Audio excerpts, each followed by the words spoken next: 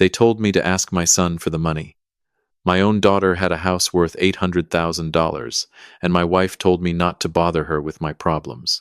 63 years old, and I just sat there holding the phone like it weighed 40 pounds. But before I tell you the rest of this, I need you to understand something. This isn't a story about money. It's a story about who actually shows up when you've got nothing left to give them back. Let me start from the beginning. I live in a rented duplex off Route 9 outside Scranton, Pennsylvania. Nothing fancy, the kind of place you tell yourself is temporary, right up until you've lived there 12 years. The furnace rattles every time it kicks on, and I've been meaning to replace the storm door since the hinge cracked last winter. It was a Thursday night in early March, still cold enough to see your breath in the driveway, and I was sitting at the kitchen table, sorting through bills I already knew I couldn't pay in full. A shut-off notice from the gas company. A statement from the cardiologist's office that made my stomach drop before I even opened the envelope, because good news doesn't come folded in triplicate.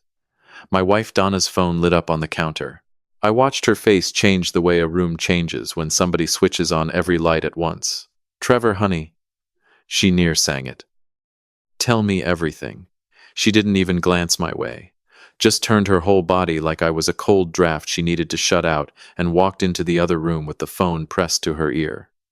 Our son, successful contractor, flipping houses all over Lackawanna County, and lately, from what I overheard, closing on his fourth investment property with cash he didn't need to borrow. I sat there and listened to my wife of 34 years talk to that boy like he'd just found the cure for something, instead of just buying another rental unit. I'm not telling you this to sound bitter. I'm telling you because you need to know what ordinary looked like in my house before I tell you what happened after. She came back into the kitchen, still smiling, and the second she looked at me, that smile just folded up and disappeared, like she'd taken off a mask. "He's doing so well," she said. "That's good," I told her. And I meant it. Whatever had gone sideways between me and my daughter over the years, I never once wished the boy anything but well. Donna didn't say another word. She just slid the shut-off notice across the table toward me. Didn't ask if I was okay. Didn't ask about the chest pains I'd been telling her were just heartburn for 3 straight weeks. "Take care of this before they cut it off again," she said. Again. Like it was a pattern.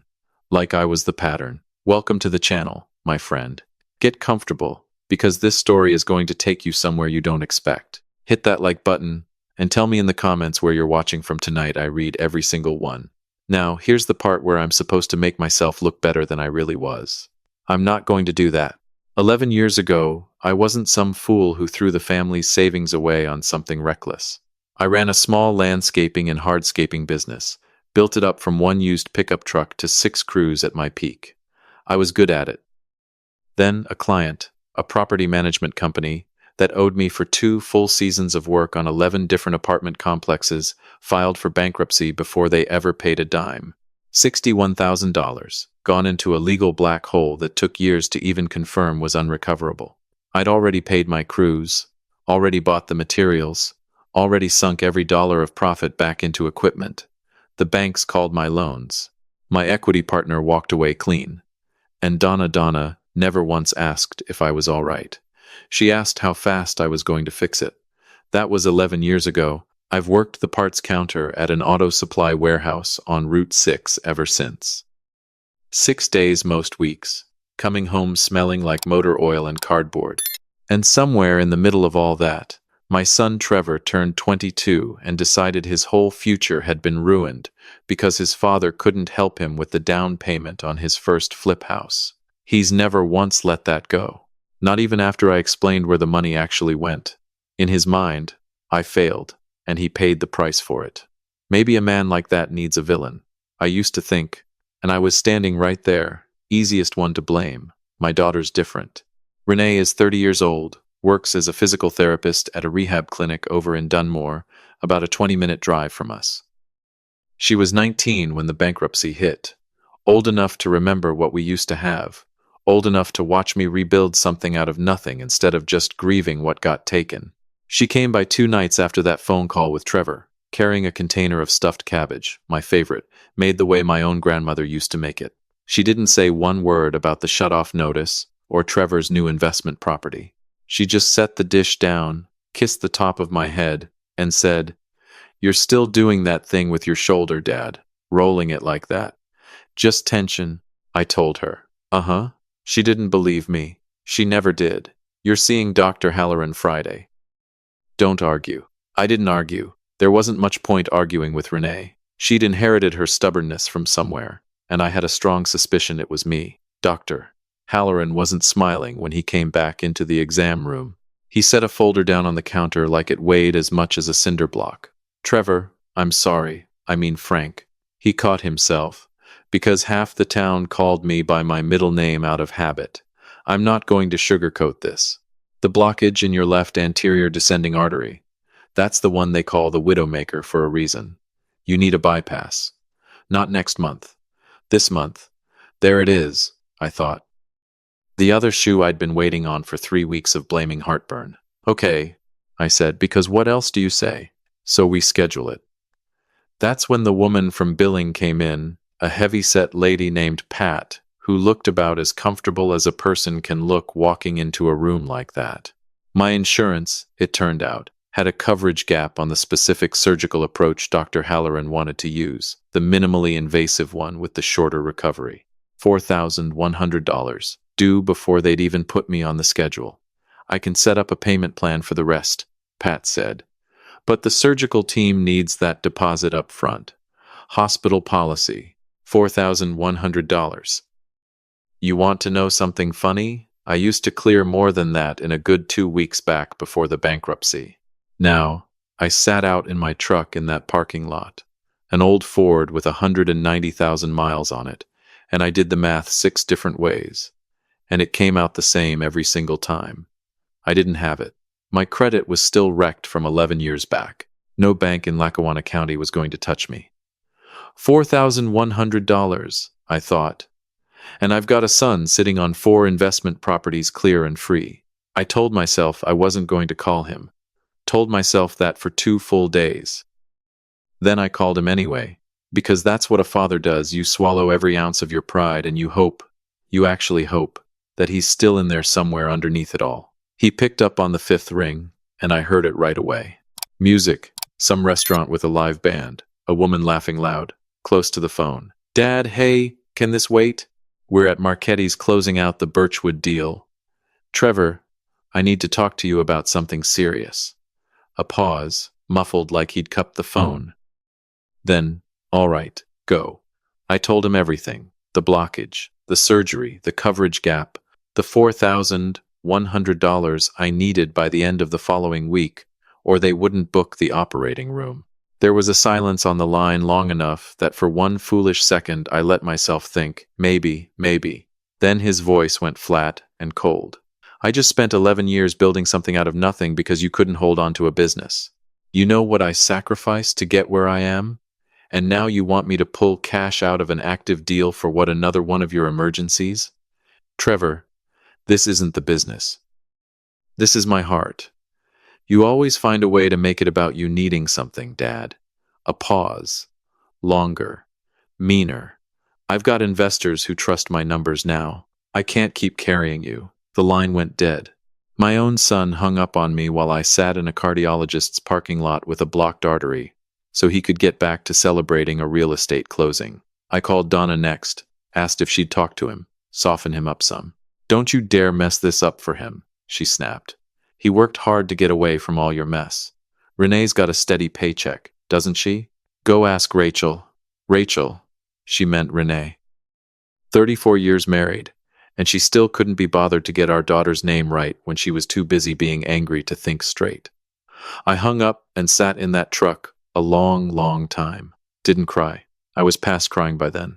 Just sat there thinking about how a man could give 30 years to a family and end up alone in a Ford F-150 doing math that never once came out right. I met Renee at a diner off Route 6 2 days later. The kind of place with cracked vinyl booths and a waitress who calls everybody hon. I hadn't planned on telling her anything. Was going to eat my meatloaf and let her think everything was fine. She knew before I said one word. She always did. "Dad." She set her fork down. "Tell me right now." So I told her. And I want you to understand I was ashamed, sitting across from my 30-year-old daughter, A physical therapist who didn't have more than a couple $1,000s saved, about to accept money from her that her own brother wouldn't even discuss. I didn't even finish the sentence. Renee reached into her bag and set an envelope on the table. Then she turned her phone around so I could see the screen, a confirmation from a credit union. Approved. Personal loan, $2,200. Dad, stop talking. Her eyes were wet, but her voice wasn't shaking one bit. There's $1,900 cash in there. I sold my kayak and the trailer this morning, and I picked up every extra shift the clinic would give me this month. Renee, you didn't have to. Cars can be replaced. Kayaks can be replaced. She grabbed my hand across that Formica table, hard, the way you grab something you're never letting go of. You can't. I sat in that booth and wept in front of a waitress named Dot and half the lunch crowd at a diner off Route 6. And my daughter, the one nobody ever bragged about on the phone, held my hand and told me I was going to be fine. I had no idea, sitting in that diner, just how much that morning was about to matter. There's a letter that showed up at my daughter's place while I was still healing from surgery I almost couldn't afford, and it was worth more than every dollar my son ever refused me. I want you to sit with that a second, because I sat with it for 4 days before I told a living soul. But let's not get ahead of ourselves. Let me take you back to the morning of the surgery, because you need to understand what it cost to get to that letter. They wheeled me into pre-op at 5:30 on a Tuesday morning in April, and the last thing I remember before the anesthesia took me under was Renee's face right up close to mine, her hands squeezing my fingers. You're gonna be fine, old man. I already told the surgical nurse you're too stubborn to die on her table. Where did she learn to be this steady, I thought. 30 years old and calmer than I've been in my whole life. Then the lights went out. I woke up 7 hours later with a tube down my throat and a pain in my chest like somebody had parked a truck on it. Dr. Halloran came by that evening, still in his scrubs, leaned down close so I could hear him over the monitor. We got a clean graft, Frank. Textbook. You did good. I didn't cry. Didn't have the energy. I just lay there thinking about Renee's kayak sitting on some stranger's truck bed now, and about how my daughter bought me this. Not the hospital. Not the insurance company. My daughter, with a $2,200 loan and a kayak she loved. I'm going to make this right, I told myself, however long it takes. I spent the next 16 days recovering on Renee's pull-out couch because my own house sat empty most days. Donna hadn't texted once to ask how the surgery went, and I wasn't going to lie up alone listening to nothing but my own breathing. Renee's apartment was small, 1 bedroom above a bakery on Adams Avenue, the kind of place where you can smell cinnamon rolls through the floorboards every morning. She'd taped her work schedule to the fridge with a magnet from the rehab clinic, right next to a photo of the two of us from some county fair years back. I looked at that schedule every single morning. Picking up doubles, I thought, because she sold her kayak for me, and Trevor's out there closing on investment property number 5. That thought sat heavier in my chest than the incision. She'd come home from the clinic still in her scrubs, smelling like hand sanitizer, and check my incision, warm up something simple, sit with me through whatever true crime show was on. Never once complained. Never once brought up the loan. Never once asked when I'd pay her back. That's the difference, I thought, watching her fall asleep sitting up in a kitchen chair one night.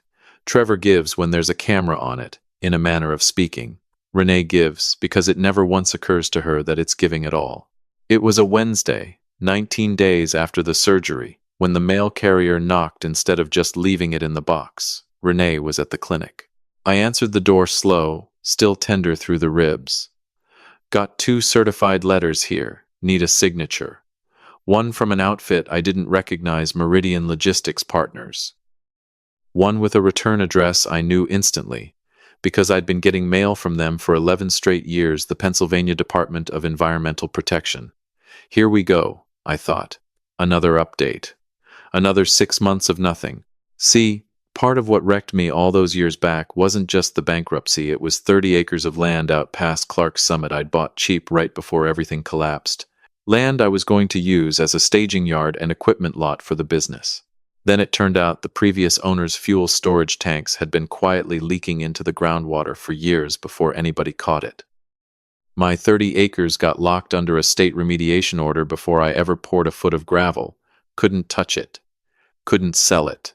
Couldn't do anything but pay the taxes and watch it sit there like a tombstone for everything I'd tried to build. I almost didn't open the letter right there. Almost just set it on the counter and went back to the couch. But something made me sit down at Renee's little kitchen table and tear it open. I read it twice. Then a third time slower, because I didn't trust my own eyes. Remediation complete. Site released from state oversight effective the previous month. Done. Released. Clean. 11 years of property taxes on land I couldn't touch. 11 years of my credit sitting in the gutter. 11 years of my own wife looking at me like a stain on the family name, and there it was in black and white. I set that letter down like it might go off if I moved too fast. Then I opened the second one. Meridian Logistics Partners. Turned out, while my 30 acres sat locked up under a state order, a new distribution hub had broken ground less than a mile from my property line, and a regional interstate interchange had finally gotten funded and built right past it. Exactly the kind of growth I'd bet on a decade too early. The letter was an offer. Real numbers. Not some lowball feeler. $9,400,000, cash, 45-day close. I read that figure maybe 20 times. I want to tell you I hollered and ran laps around that apartment. I didn't. I sat very, very still. 9.4 million, I thought. And 3 weeks ago, I was crying in a diner because I couldn't scrape together $4,100. My eyes drifted right back to that work schedule on the fridge. Renee's handwriting in the corner, double shift, Thursday, covering for Ashley, because she'd taken on extra hours at 30 years old to help save her father's life. She's out there right now, I thought, running therapy sessions on a bad knee for $11 over minimum wage, and I'm sitting here holding $9.5 million. That's the moment something in me went quiet and cold and very, very clear. I didn't call Donna. I didn't call Trevor. I want you to remember that, because it matters for what comes later. I never once hid this from anybody out of spite.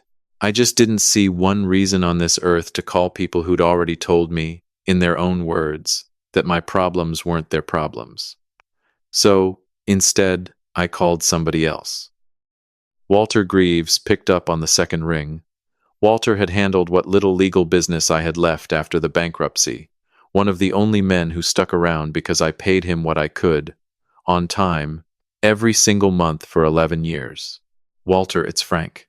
I need you to look at some paperwork today if you're able. Something in my voice told him this wasn't a social call. I told him everything. The DEP release, the Meridian offer, the number. Long pause on the line, long enough I thought it dropped. 9.4 million, he finally said. Frank, that changes everything. I know it does, I told him. That's exactly why I need you to pull something else first. You remember that quitclaim Donna had you draw up about 6 years back? Another long pause. The land indemnification, Walter said slowly. The one Trevor pushed for. That's the one. I remember it well. Frank. I told Donna at the time I didn't love the structure, but she was insistent, and it was well within her rights given the liability situation. He paused. You want the original pulled? I want it pulled, and I want you to tell me exactly what it says. Word for word. Because if I remembered that document right, Donna hadn't just protected herself from my failure. She'd signed away every claim to whatever came next, good or bad. Walter called back 2 hours later, papers shuffling on his end. Frank, I'm going to read you the operative clause. Donna Marie Kowalczyk hereby irrevocably waives, releases, and forever disclaims any present or future marital interest, claim, or right, legal or equitable, in the real property described herein located in Lackawanna County, including any proceeds, appreciation, or value realized therefrom, regardless of cause or circumstance. Regardless of cause. Walter, I said slow. Does that mean what I think it means? It means precisely what it says, Frank. 6 years ago, Donna wanted the house and her retirement accounts fully protected in case that land ever got seized to satisfy your debts.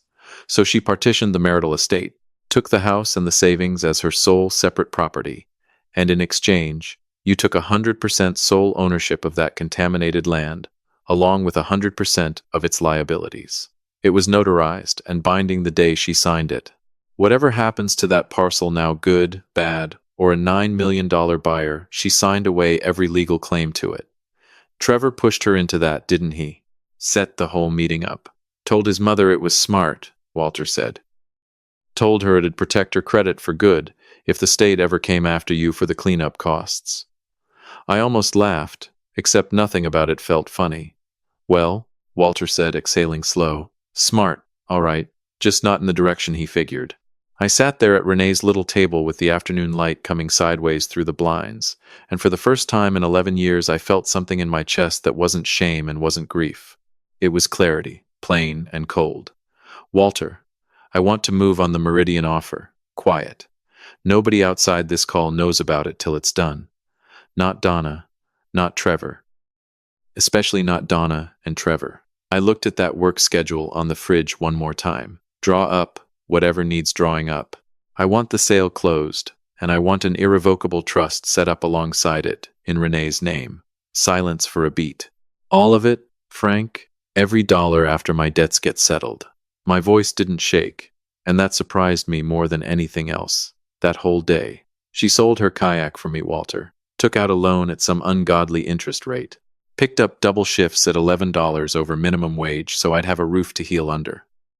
Meanwhile, my son told me he couldn't pull cash out of a real estate closing, and my wife told me not to ruin his celebration by asking.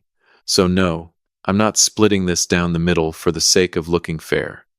Fair already happened, Walter. Fair happened in a diner off Route 6 a month ago, and only one of my children showed up for it. I hear you, Frank. I'll have paperwork ready by Monday. One more thing. Don't put my name on the deed for the house I'm buying her, either. Trust owns it outright. I don't want one piece of this anybody can argue about later. I want it airtight. Airtight, Walter said. Understood completely. I hung up and sat a long while in that quiet apartment, listening to the radiator tick, looking at that work schedule stuck to the fridge. They're going to find out eventually, I thought. And when they do, they're not coming here to ask how I'm healing. They're coming to ask about money. That's just who they'd become. Maybe who they'd always been underneath it. I wasn't wrong. But hold on to that thought, because it didn't happen the way I expected, and not for the reason I expected either. See, I figured Trevor and Donna would show up once they heard about the land sale. They didn't know one thing about the land yet when they showed up at Renee's door 11 days later. They came because Trevor was drowning in trouble entirely of his own making, and he needed money badly enough to walk right into the one place he'd sworn he'd never set foot in his broke, embarrassing father's temporary bedroom on his sister's pull-out couch. He had no idea what was waiting for him. I did. I'd had 11 days to get ready. If you've made it this far with me, drop a comment and let me know. Hit that like button too. It genuinely helps this reach more folks who need to hear it. My son walked into my daughter's apartment ready to threaten me with lawyers and frozen accounts. He had no idea I was holding a document that had already frozen him out 6 years before he ever showed up. 11 days. That's how long I had between hanging up with Walter and hearing that first hard knock. I want to tell you I spent those days plotting some big speech. I didn't. Mostly I just healed. Walked a little farther every morning down Adams Avenue. Sat on Renee's fire escape in the evenings and watched the sun drop behind the ridge, thinking about 30 acres of land that had finally, after 11 years, stopped punishing me. Then that Thursday evening came, and somebody pounded on the door hard enough to rattle the frame. Dad, open up. I know you're in there. Trevor's voice, loud, frayed at the edges in a way I'd genuinely never heard from him. Not the smug voice from Marchetti's. Something else was underneath it now. Renee got there before I did, still in her scrubs, and pulled the door open with a look I recognized, the one she probably gave patients who skipped their exercises. You want to explain why you're pounding on my door like the county sheriff? Trevor pushed past her without a word. Donna right behind him. My son, 34 years old, dress shirt untucked, sweat on his collar, even though it was barely 50 degrees out. My wife, arms crossed, jaw set hard. Neither one of them looked at me and asked how the incision was healing. Not one word about the surgery, Dad. Trevor's voice cracked, just slightly, right down the middle. We need to talk. Now. There it is. I thought. Not how are you feeling, Not, I'm sorry I hung up on you in that parking lot. Straight to business, same as always. Sit down, Trevor, I said. You look like you're about to need Dr. Halloran yourself. He didn't sit. He paced. I was going through the county recorder's site today. Meridian Logistics just filed a deed for a 30-acre parcel out past Clark's Summit. Your land, Dad. They flagged the title chain because of the release Mom signed 6 years ago. 9.4 million. You sold it, didn't you? Donna's mouth actually fell open. 9 million? Frank, is that true? So that's how they found out, I thought. Not from me, from a public filing. Almost funny, in a sick sort of way. It's true, I said, calm as I could manage. Closed 12 days ago. 12 days? You've had this for 12 days and didn't call your own son? I looked at him a long moment. Last time I called you, Trevor, you were at Marchetti's closing a deal while I sat in a cardiologist's parking lot trying to find $4,000 for heart surgery. You told me you couldn't pull it out of an active closing. So no, I didn't feel obligated to call the second something good happened either. That should have softened him. It didn't. You hid this from us, he said, finger jabbing toward me like it would make the words truer. You knew the cleanup was wrapping up. You knew that land was about to be worth something.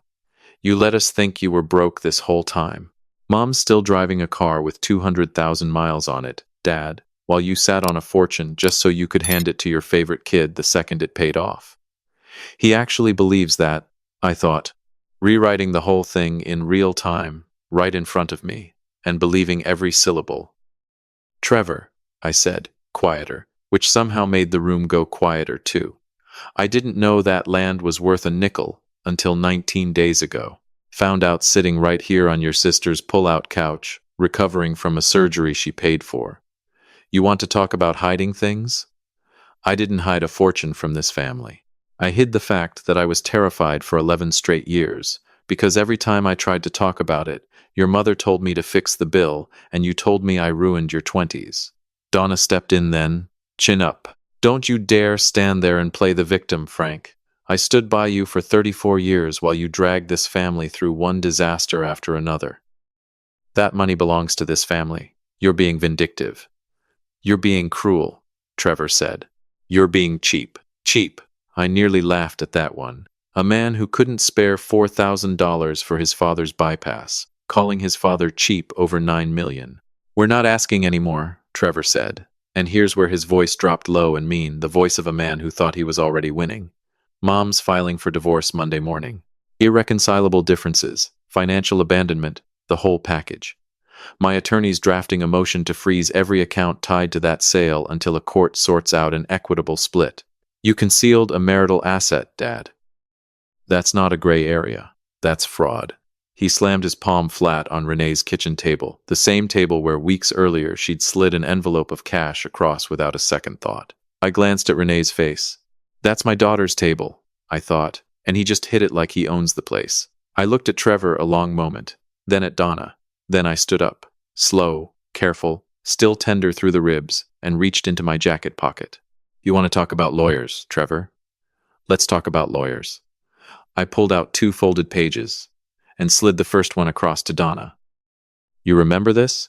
She looked down, and I watched the color drain out of her face before she'd finished the first line. 6 years ago, I said. You and Trevor sat me down at my own kitchen table. You were scared, genuinely scared the state would come after your house and your savings over that contaminated land. Trevor's idea, by the way, his brilliant idea, told you it was smart, that it'd protect your credit for good if the cleanup ever came back on me. So you signed this. Your own attorney drew up a partition agreement. You took the house and the retirement accounts as your sole separate property, and it legally converted that 30 acres into mine alone mine, and every liability that came with it. I tapped the page. Read it again. It doesn't say debt. It says, regardless of cause. You didn't just protect yourself from my failure, Donna. Under Pennsylvania law, you converted that parcel into my separate property outright. You signed away any future claim to its value, regardless of cause, just to keep your name clear of my mess. Your attorney explained every word of it to you, and Trevor signed as a witness. Trevor's face had gone pale too, but he wasn't finished. Never was. That doesn't matter, he snapped. I'll still take this to court. On what grounds? I slid the second page across to him. Take a look before you finish that sentence. He looked down. A bank statement. Renee's. $1,900, I said. That's what's sitting in your sister's checking account right now, Trevor. Because a month ago she sold her kayak and took out a loan at 22% so I could get on an operating table. While you were toasting champagne over a real estate closing. Your sister was picking up double shifts at a rehab clinic for $11 over minimum wage, so I'd have somewhere to heal. I let that sit in the room a second. You want to talk about court, son? Go ahead. Hire every lawyer in this county. But before you do, go explain to a judge how you plan to claim a piece of assets your mother waived in writing 6 years ago on your own advice. Explain to that judge exactly where you were the night your father needed $4,000 for heart surgery, and exactly where your sister was. Nobody said a word for a long moment. Just the radiator ticking, and somewhere below us the bakery's exhaust fan humming through the floor like it had every night for weeks. I didn't hide this to be cruel, I said, my voice finally coming down soft, tired, done. I found out about that release sitting right here, 19 days after surgery. Took a month to close. The trust finalized last week. I kept it quiet because I needed time to make sure it went to the one person who actually earned it. But I want you both to understand something. Even if I'd known sooner, even if I'd had months of warning, it wouldn't change one single thing happening in this room right now. I looked at Donna first, then Trevor. You two divorced yourselves from this family a long time ago. You just hadn't gotten around to the paperwork. The trust is already finalized, I said. $7 million of it goes to Renee. Free and clear, the payday loan's already been paid off and torched. The title on this apartment building's already settled so she doesn't owe a dime in rent. And there's a fund started for that free clinic program she's been wanting to run for patients who can't afford therapy. The rest, a little over $2 million, I'm keeping. Not for spite. Because a man my age with a bad heart doesn't get to make the mistake of ending up broke and dependent again on anybody, ever. That's not selfishness. That's the one lesson 11 years finally taught me. I folded my hands on the table. You're both officially free of my mistakes now. Isn't that what you wanted? For 11 years, I heard how I ruined this family with my failures. Well, congratulations. The failure's over. And it turns out the two of you signed yourselves right out of everything that came after it. Donna's mouth opened. Nothing came out. First time in longer than I could remember that my wife didn't have a single word left in her. Trevor just stood there, jaw working, staring at that bank statement like it might rearrange itself into different numbers if he looked hard enough. Get out of my daughter's home, I said. Quiet, final, both of them. They left without another word. No slammed door, no last shot. Just two people walking out of an apartment realizing in real time that the cleverness Trevor had always been so proud of, the maneuver he'd talked his own mother into, was the exact thing that locked them both out of a fortune neither one would ever see a cent of. Renee stood in the kitchen doorway after they'd gone, arms wrapped around herself. Dad, she whispered, you didn't have to give me that much. Yeah, I said. I did. I walked over and put my arm around her, careful of my ribs, and we stood there a minute in that little apartment that wouldn't be hers much longer, not because she was losing it, but because she was finally getting more than she ever once asked anybody for. Cars can be replaced, she'd told me once. Kayaks can be replaced. You can't. Turned out I couldn't be replaced either. Not to her. We stood there in the quiet, my daughter and me, safe and steady, for the first time in longer than either of us could remember. And somewhere across town, my son sat down that night, trying to figure out how he was going to explain to his investors that the 4 properties he bragged about weren't nearly enough to bail him out of whatever hole he'd actually dug for himself. And there wasn't a single soul left in his corner willing to help him climb out of it. Funny how that works out. If this one got to you, hit like, subscribe, and tell me where you're watching from. I'll see you in the next one. Love isn't measured in dollars. It's measured in who shows up with a bus schedule taped to the fridge and a heart that never once counted the cost. The ones who give quietly, without keeping score, are the ones who end up holding the truest kind of wealth. And sometimes the very cleverness someone uses to protect themselves is what shuts them out of the blessing they never even knew was coming. A small note for you. This story was written and fictionalized by AI purely for entertainment, though we hope its gentle life lesson still found its way into your heart.